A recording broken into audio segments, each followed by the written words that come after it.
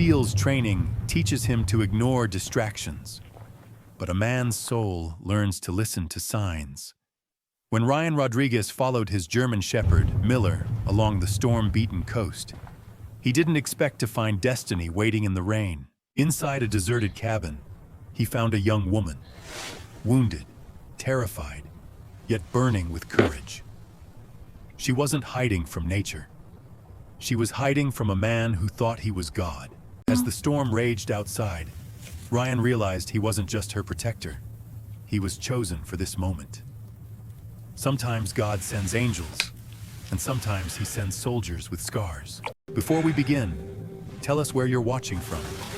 And if this story touches your heart, please share it. Subscribe for more, and may God bless every soul listening tonight. The afternoon heat had turned the horizon into liquid glass, and the air above Cape Hatteras shimmered with the lazy pulse of summer. The salt-sweet wind carried the call of gulls and the rhythmic sigh of the Atlantic rolling against the dunes. Ryan Rodriguez sat on the porch of his weather-worn cottage, bare-armed beneath a sun-faded gray t-shirt, the kind that had known too many washings and too few soft moments. His skin bore the bronze of years spent under harsher suns. His hair, once jet black, was peppered with the silver of experience. A faint scar traced his jawline, souvenir of a night raid gone wrong, and his beard, kept short, did little to soften the edges of a face built for endurance rather than charm. To the few locals who knew him, Ryan was the quiet man who fixed boats, paid cash, and never stayed long in town. But inside, he was a man still at war with the silence that followed duty.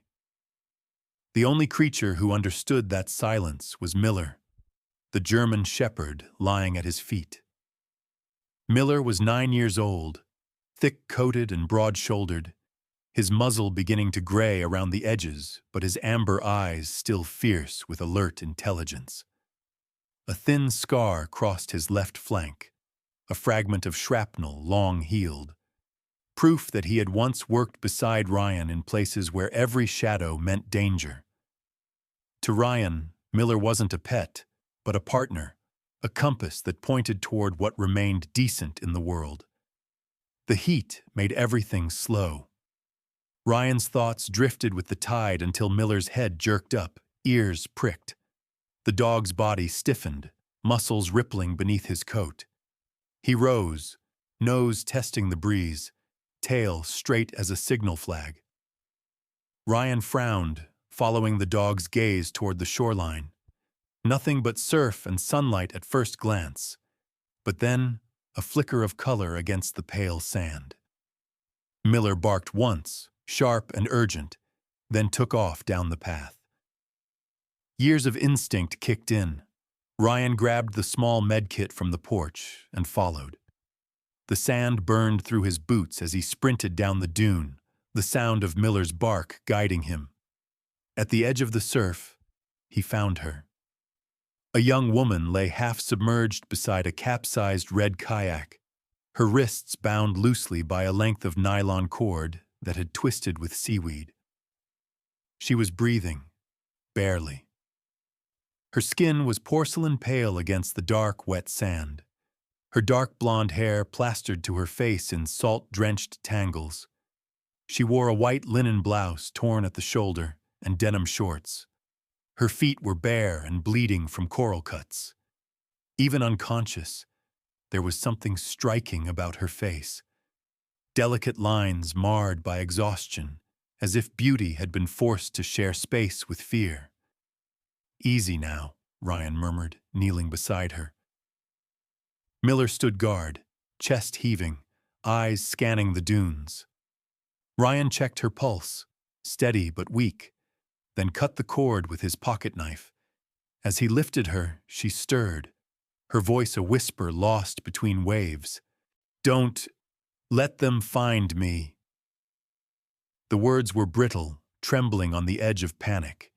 He carried her to higher ground, Miller circling protectively, then to the cottage. The air inside was cool and smelled faintly of cedar and salt. Ryan laid her on the couch, covered her with a towel, and worked with practiced calm, checking vitals, treating minor abrasions, forcing a sip of water past cracked lips. When she opened her eyes, the sea reflected in them, a stormy gray blue. "Where am I?" she asked, voice hoarse. "Safe," Ryan said. "For now."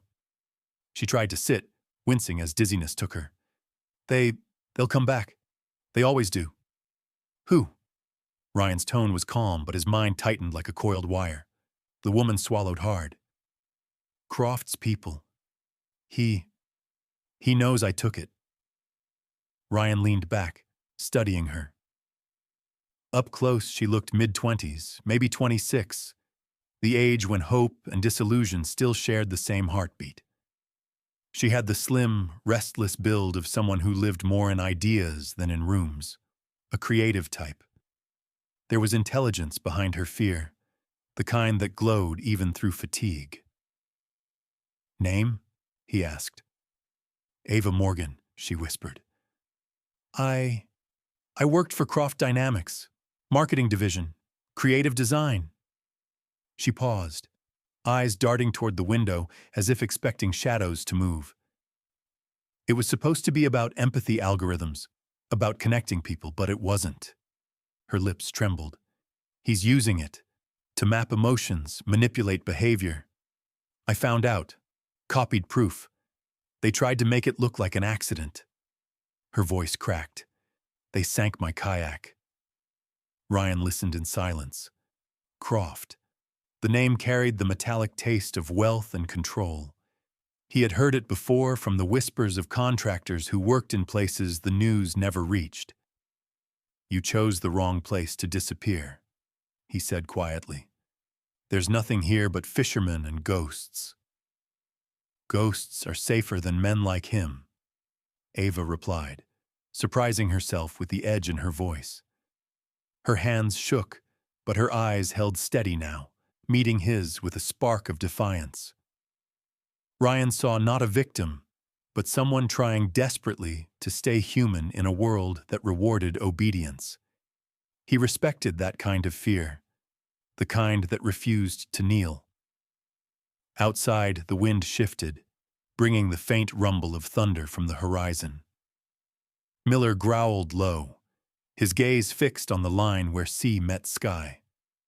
Ryan felt it too, that prickle of incoming storm, not just in the weather, but in fate. He poured Ava a cup of warm water. "Rest. You'll need it."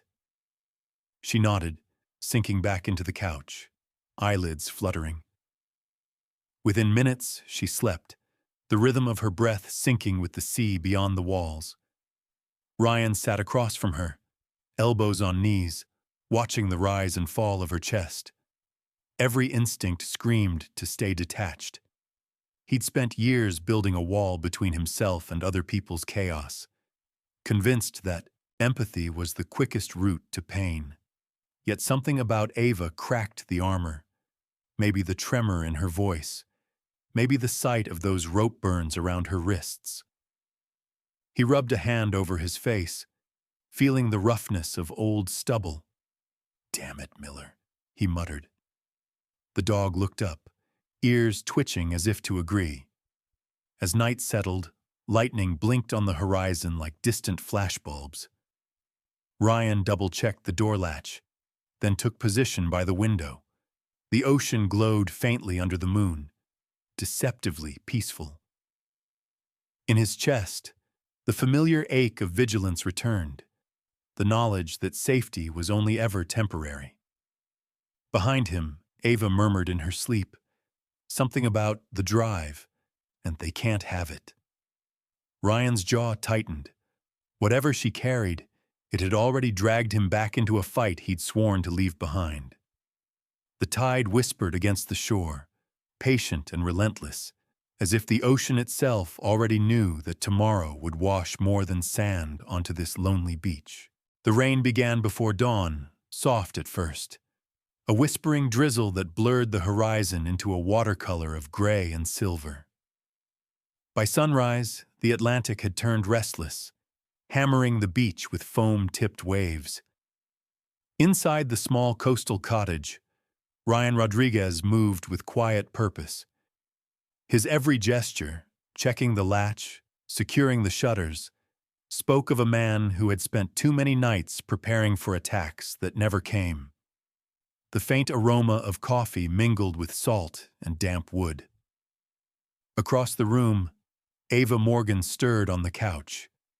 Her face was less pale now, color returning to her cheeks. Her blonde hair, clean and still damp from the night before, curled loosely around her shoulders. Even in exhaustion, there was a kind of delicate strength about her, the look of someone who had learned to hold herself together when everything else fell apart. When she sat up, Miller's ears flicked, the dog lifting his head from the floor. His eyes, amber and sharp, watched her with the same protective wariness as his owner. "You didn't sleep," she said softly. Ryan shrugged. "Didn't plan to." He handed her a steaming mug. "You need fluids more than I need rest." She took it, fingers trembling slightly. "You were a medic?" "Field trained," he replied. "Not the same thing." Ava studied him for a moment, noting the military precision in the way he moved, the faint limp in his left leg that he seemed to hide out of habit. "You still carry yourself like you're on watch," she said. "Old habits die hard." His tone was even, but his eyes flicked toward the window where the rain streaked down like liquid glass. "You said last night Croft's people might come. How sure are you?" "Sure enough to run," she said, setting the cup aside. "They don't stop. He doesn't forgive betrayal, especially not when it threatens his empire." Before Ryan could respond, Miller's low growl rumbled from near the door. The dog stood, fur bristling. Ryan followed his gaze out the window and saw a black SUV cresting the Sandy Ridge Road, a strange sight in a place where most vehicles were rusted pickups. "We've got company." The SUV rolled to a stop 50 yards from the cottage, its tires sinking slightly into the wet sand. 3 men emerged. The first, tall and broad, wore a dark windbreaker that did little to hide the shoulder rig beneath.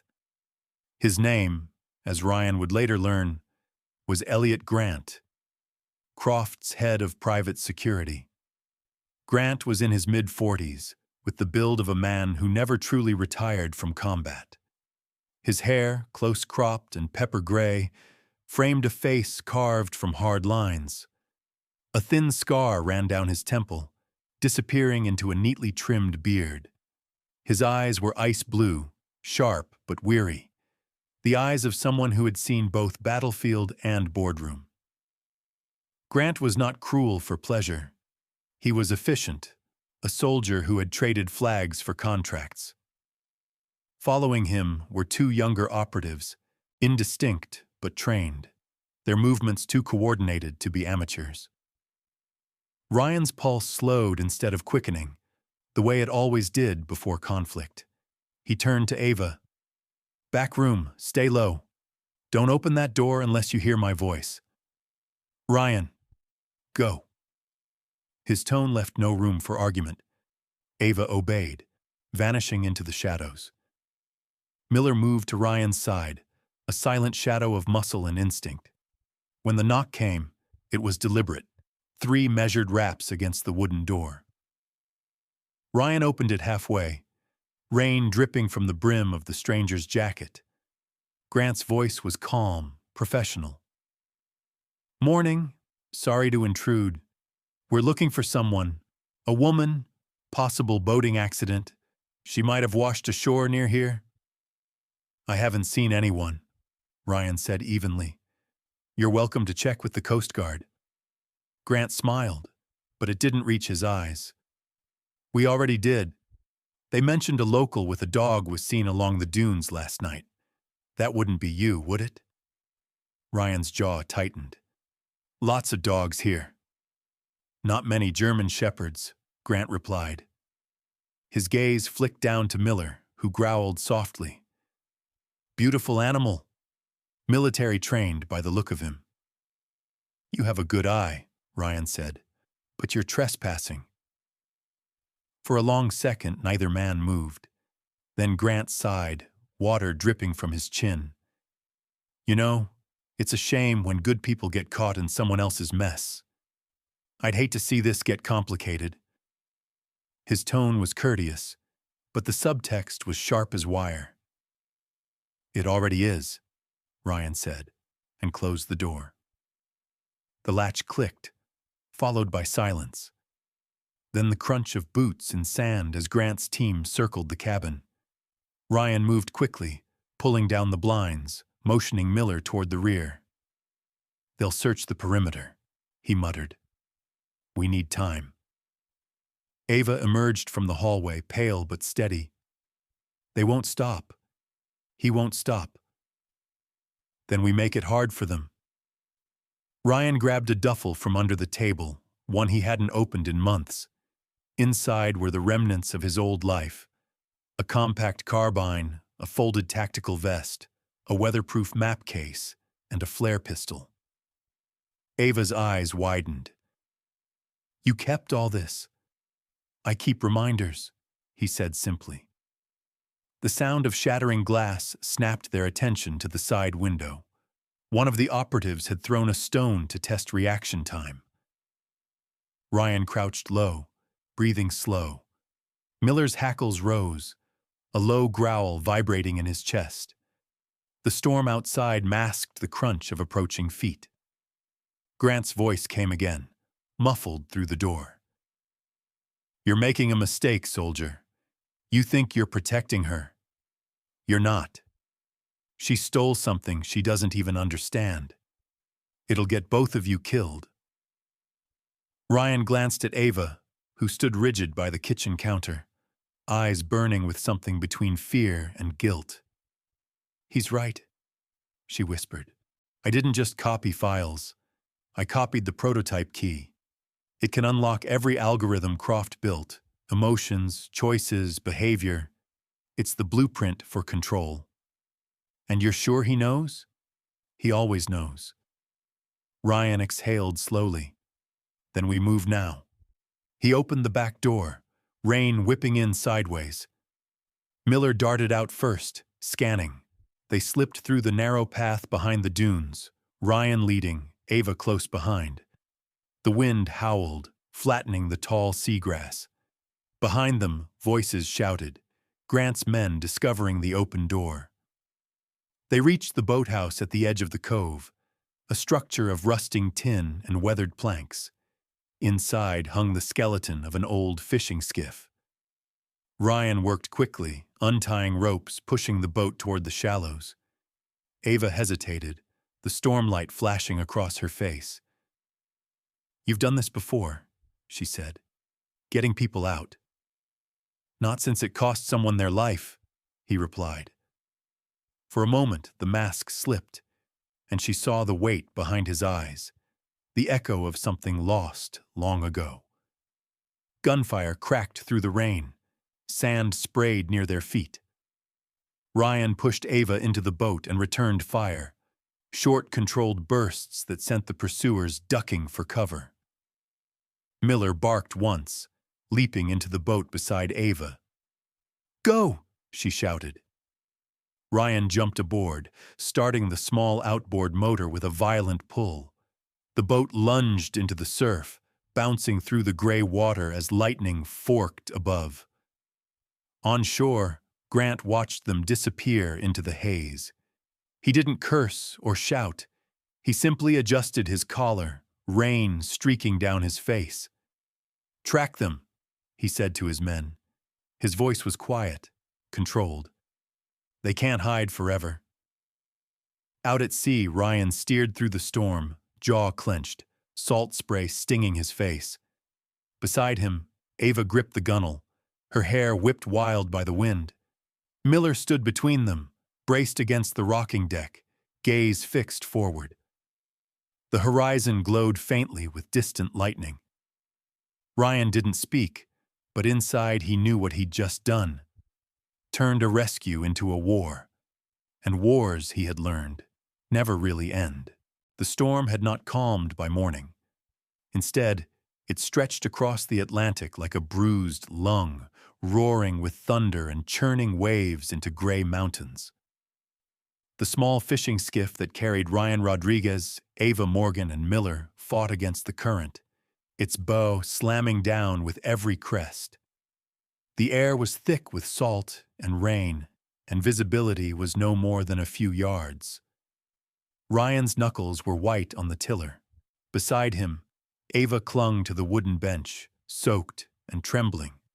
Miller stood at the prow, paws steady despite the chaos, his fur plastered to his frame, every sense locked on the horizon.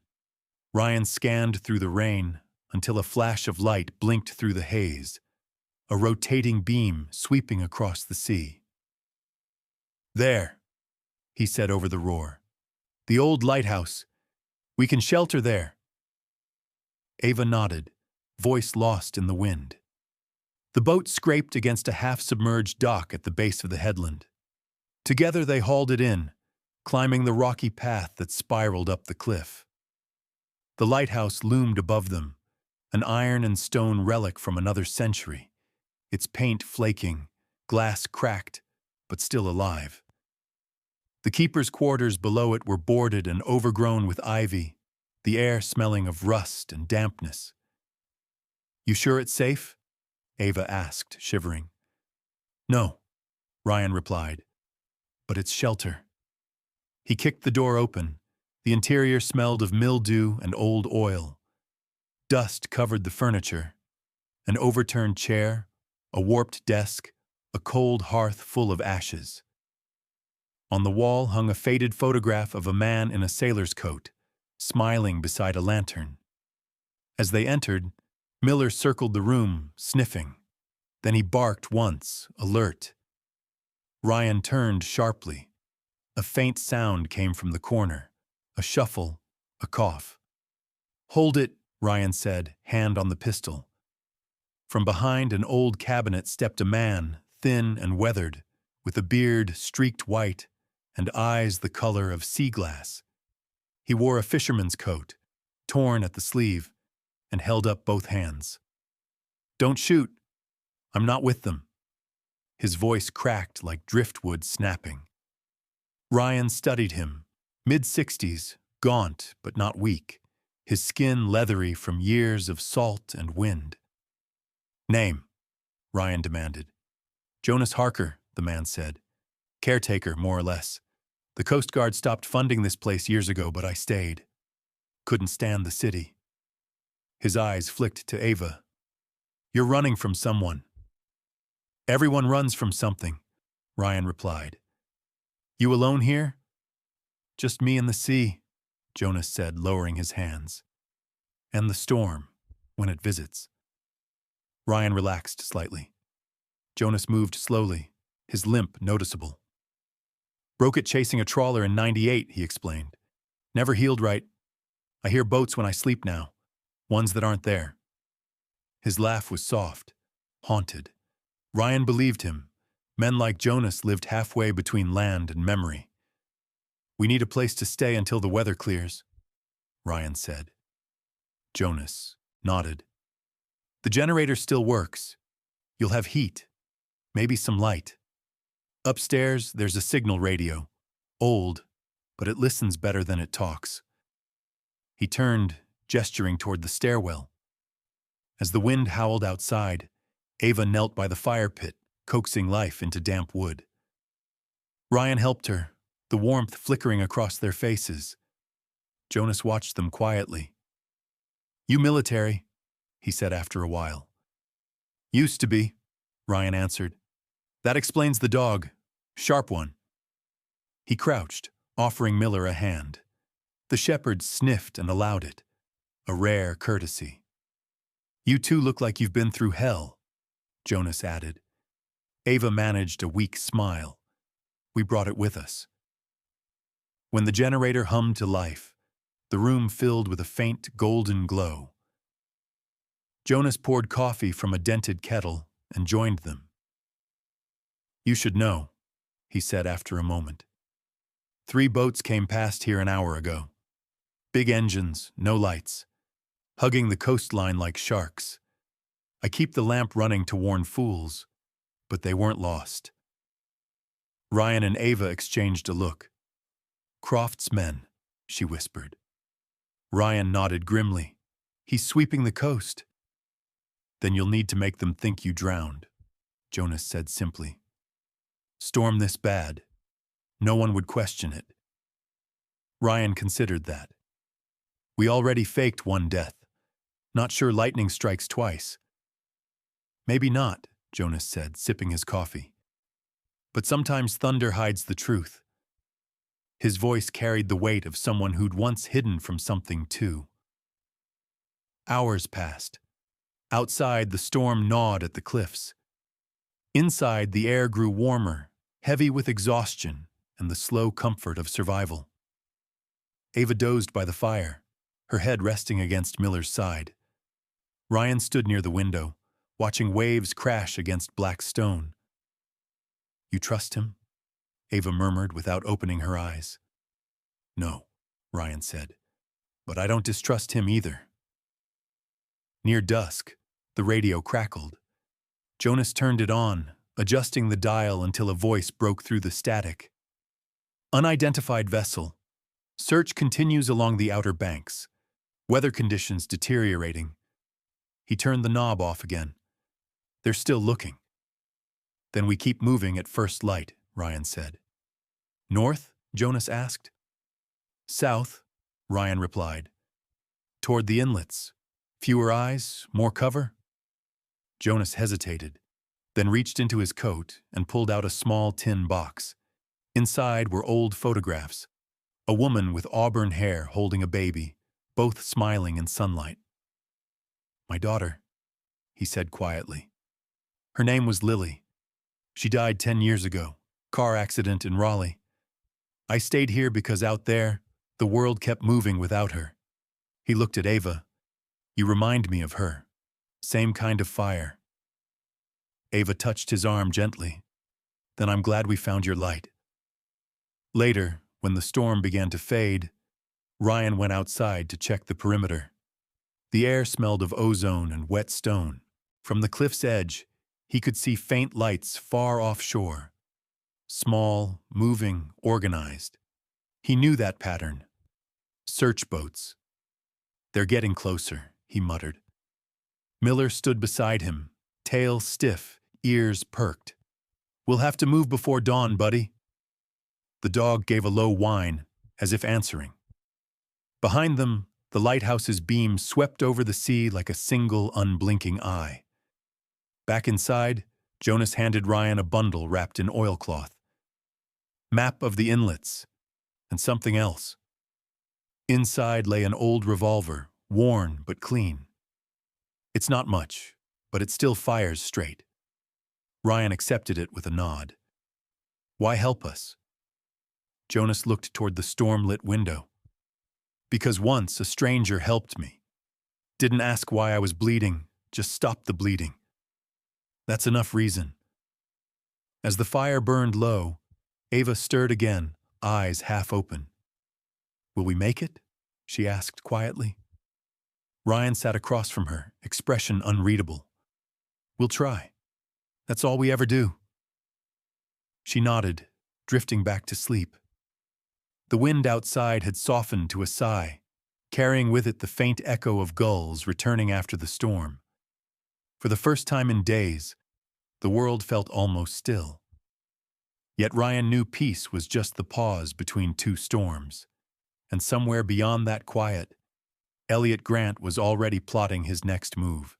The morning broke under a bruised sky, the remnants of the storm dragging veils of mist across the cliffs. The ocean below still churned, restless and gray. Ryan Rodriguez stood on the balcony of the lighthouse, scanning the horizon through salt-smeared binoculars. No boats. Not yet. Miller stood beside him, tail low, ears twitching at every distant sound.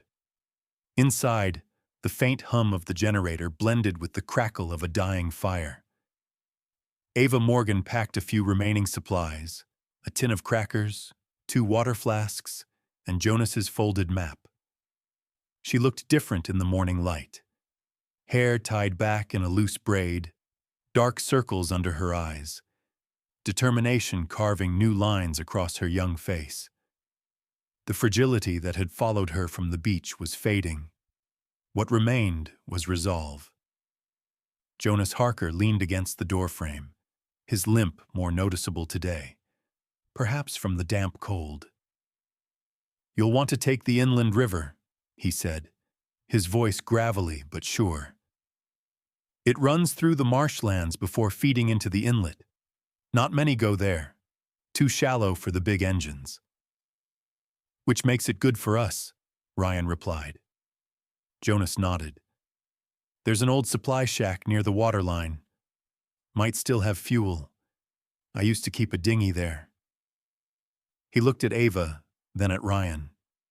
"If they find this place, tell them the sea took me too. I've been ready to join it for years." "Don't talk like that," Ava said softly. "The sea doesn't need another ghost." Jonas smiled, a faint crease in the weathered corners of his eyes. "Ghosts keep it company." By mid-morning, the 3 of them, Ryan, Ava, and Miller, descended through the wet brush to the edge of the marsh. The air smelled of salt and decaying reeds. The path narrowed to a channel lined with twisted mangroves. They found the shack exactly where Jonas had said, half collapsed, overrun with moss, its door hanging crooked on a single hinge. Inside, a small aluminum dinghy rested upside down, coated in dust and spider silk. "Still floats," Ryan muttered, knocking its hull. They righted it, filled the tiny outboard tank with the last of their fuel, and pushed it into the shallow current. The river wound like a serpent through tall reeds, their golden stalks whispering against the hull. Sunlight struggled through the haze, painting the water in dull silver. For a while they drifted in silence. Ava sat at the bow, staring ahead, one hand resting on Miller's back. The dog's head was high, his nose twitching at unseen scents. "You ever think about what comes after?" Ava asked suddenly. "After what?" Ryan said. "After this. After the running. You ever think you'll stop?" He didn't answer immediately. "I tried," he said finally. "Didn't work." "Because of what you lost?" "Because of what I kept," he said quietly. Ava didn't ask what that meant. She didn't need to. Hours passed. The marsh thickened, the air heavy with insects and humidity. Then Miller stiffened, ears forward. Ryan slowed the motor, senses sharpening. A sound echoed ahead, a faint, rhythmic thumping. He lifted the binoculars. Through the curtain of reeds, a structure appeared. A narrow wooden bridge spanning the river, and beside it, a shack with a rusted truck parked out front. 2 men stood near it, one smoking, the other fiddling with a radio. They weren't locals. Their posture was too rigid, their clothes too uniform. "Scouts," Ryan murmured. "Crofts?" Ava whispered. "Has to be." He steered the boat toward the reeds, letting it drift silently until they were hidden. "Stay here," he told Ava. "If I'm not back in 5 minutes." "Don't finish that sentence," she said firmly. "You're not dying out here." "Then keep the motor ready." He slung the revolver under his jacket and waded ashore, water rising to his knees. The mud sucked at his boots as he moved with the controlled grace of a man who had learned to be invisible. Miller followed, low and silent. The 2 men by the truck were young. One tall and wiry, the other stockier with a shaved head. Ryan caught snippets of their conversation through the wind. "Boss says they came this way. Radio's dead. Probably drowned." The stocky one laughed. "Good. Saves us the trouble. Ryan stepped from the reeds before the next breath. 2 shots cracked, sharp and clean. The taller man dropped instantly. The other staggered, clutching his shoulder. "Don't," Ryan warned. The man froze, wide-eyed. "Please, Who's your commander?" "Grant. Elliot Grant. He's got trackers sweeping north." "How far?" "Half a day, maybe less." Ryan's eyes hardened. "Drop your weapon and run, south. You tell Grant nothing." The man hesitated, then bolted into the brush, limping.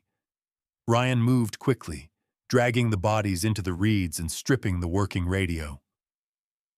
Miller sniffed around the shack, then barked once. Inside was a metal locker. Ryan pried it open with a crowbar.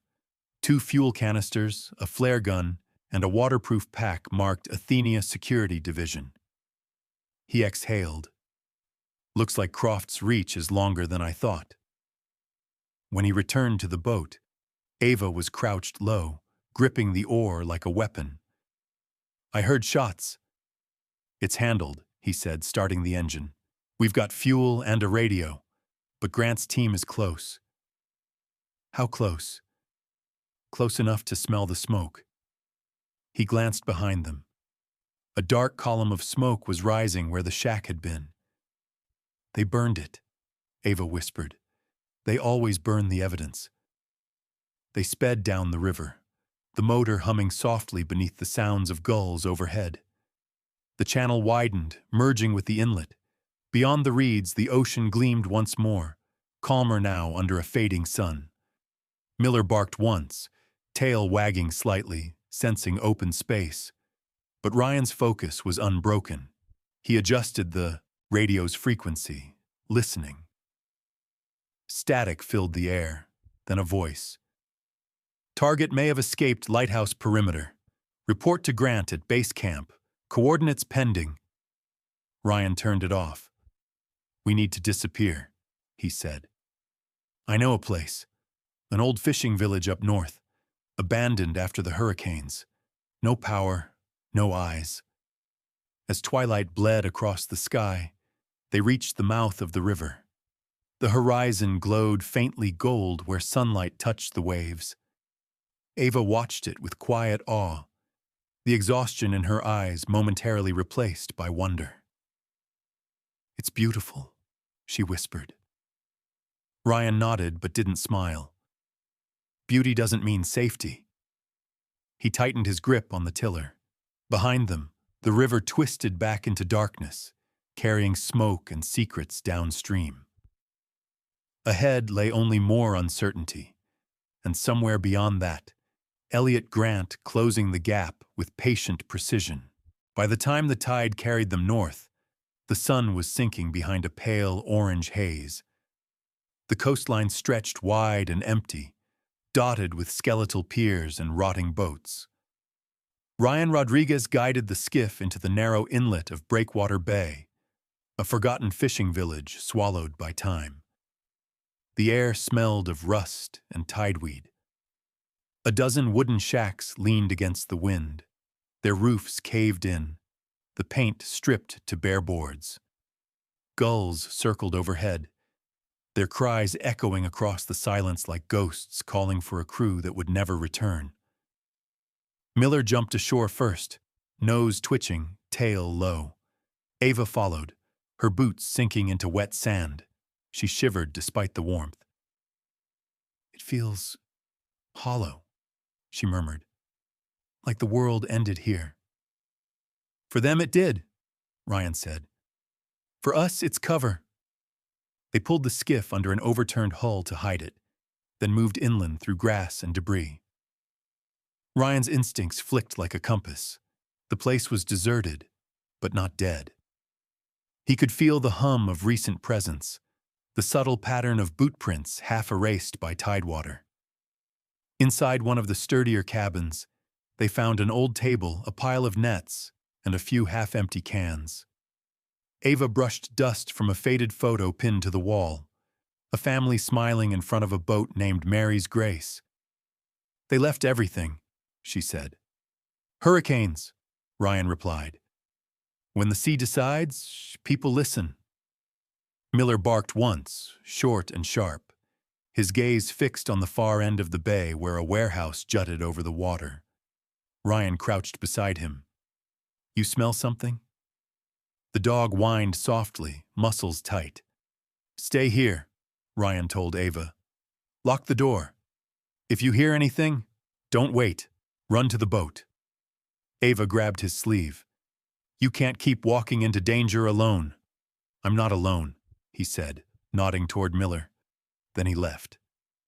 The warehouse loomed larger up close, its corrugated walls rusted red-brown. Ryan slipped through a side gap, pistol drawn. Inside, the dim light revealed a makeshift base. Folding tables, a fuel generator, and scattered supply crates marked Croft Logistics. A map of the coastline was pinned to a board, red circles marking possible routes. And in the center, tied to a chair, was a man. He was young, early 30s, dark-skinned, with a wiry build and sharp features hidden under grime. His clothes bore the same insignia Ryan had seen on Croft's men. The man lifted his head weakly. You're not one of them. No, Ryan said. And you? Used to be, the man rasped. Name's Derek Vance. I was Croft's tech support, tracking signals, drones, data sweeps, till I heard what the algorithm really did. Ryan lowered his gun slightly. Derek's voice was rough but steady, the sound of someone who had run too long. His left eye was swollen, lip split. They caught me when I tried to bail, Derek said. Grant doesn't forgive defectors. But he doesn't kill them right away either. He wants me to find her. His eyes flicked toward the door. The woman, Ava, she's the key, right? The only one who can decrypt the original file. Ryan's silence was answer enough. You think you can protect her? Derek asked quietly. You can't hide from Croft. He's not chasing her because of data. He's chasing her because she built something he can't control. Footsteps echoed outside. Ryan moved fast, cutting Derek's bonds. You still good with electronics? Depends who's asking. The man saving your life, Ryan said. Derek nodded grimly, rubbing his wrists. Miller growled low. Shadows passed under the gap in the door. 2 men, rifles ready. Ryan signaled Derek to stay down. The first mercenary stepped inside, scanning with a flashlight. Ryan struck from behind, disarming him in one motion and driving him into the floor. The second spun around, firing. Splinters flew. Miller lunged, his jaws clamping onto the man's arm, dragging him down. The struggle ended in seconds, one unconscious, the other fleeing into the dunes. Derek stared, stunned. You trained that dog yourself? He trained me, Ryan said. Back at the cabin, Ava had lit a small lantern. She looked up in alarm when Ryan returned with Derek. Who's he? A liability turned asset, Ryan said. He knows how Croft's system works. Derek held up his hands. I'm not here to hurt you, but you need to hear this. He unfolded a water-stained notebook from his jacket, filled with handwritten coordinates and codes. Croft's using predictive tracking, drones that map human behavior patterns from satellite heat signatures. You can't hide in open terrain, but there's a blind zone up north.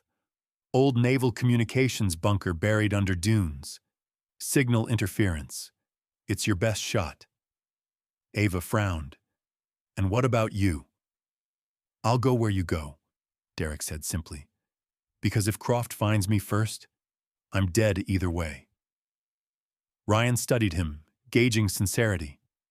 The man's eyes were tired, haunted, but not deceitful. We move at night, Ryan decided. We'll rest for a few hours. He took the first watch by the window.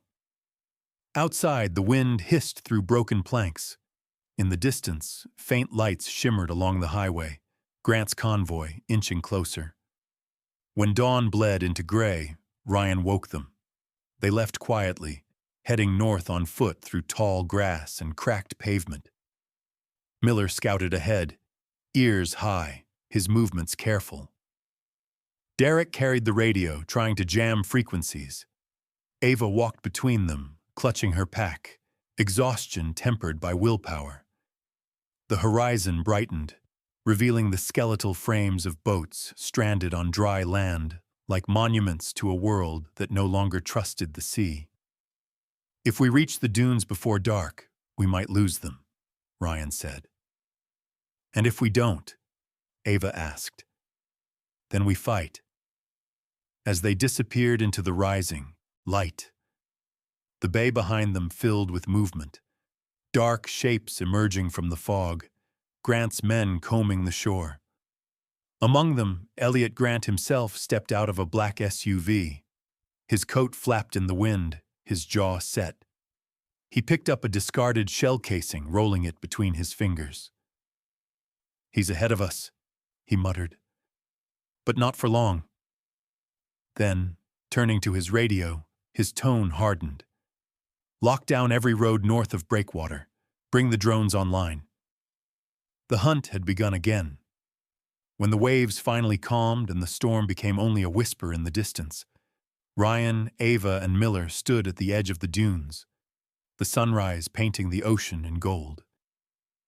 For a long moment, no one spoke. It wasn't victory they felt. It was grace. The kind that doesn't roar, but arrives softly, like a prayer answered in silence. Ryan looked at Ava, at the tired strength in her eyes, and thought of how far they had come. He had sought isolation and found redemption. She had fled for her life and found purpose. And Miller, faithful, scarred, loyal, was the living reminder that miracles sometimes wear fur and walk beside us on four legs. Sometimes, the miracles we beg God for don't come as thunder or light, but as people. Ordinary souls who choose to care when they could have turned away. Maybe the greatest act of faith is not waiting for rescue from heaven, but becoming someone's answered prayer right here on earth. As the light broke fully over Breakwater Bay, Ryan whispered a quiet thank you to the sky, not for survival, but for the chance to begin again. If this story touched your heart, take a moment to thank God for the quiet miracles in your own life. The people, the second chances, the loyal hearts that stayed when the world turned cold. Share this story with someone who needs hope today. Leave a comment below and tell us what part of Ryan's journey spoke to you the most. May God bless you and your loved ones, guide your steps through every storm, and remind you that no matter how lost you feel, His light will always find you. Like this video if it moved you. Subscribe for more stories of courage, faith, and redemption. Comment Amen if you believe miracles still walk among us.